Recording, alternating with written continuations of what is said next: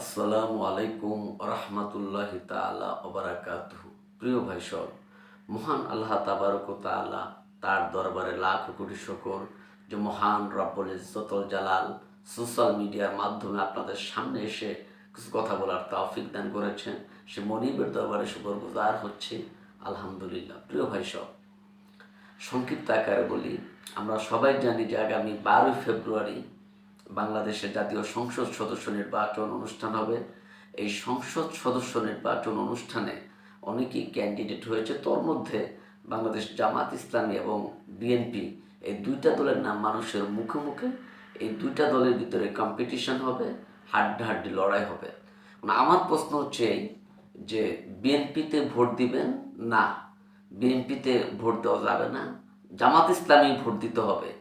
যদি প্রশ্ন করেন যে কেন বিএনপিতে কেন ভোট দেওয়া যাবে না, উত্তর হচ্ছে বিএনপি থেকে কেন ভোট দেওয়া যাবে না, উত্তর হচ্ছে এই বিএনপি যারা নেতা, যারা এমপি প্রার্থী, তাদের ভিতরে ইসলামের কোনো জ্ঞান নাই, কোরআনের কোনো জ্ঞান নাই, হাদিসের কোনো জ্ঞান নাই।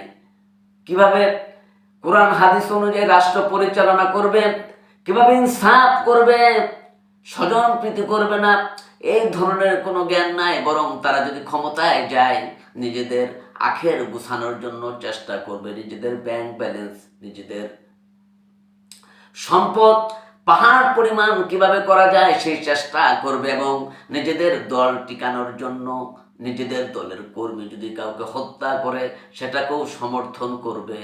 এই জন্য মূলত বিএনপিকে ভোট দেওয়া যাবে না।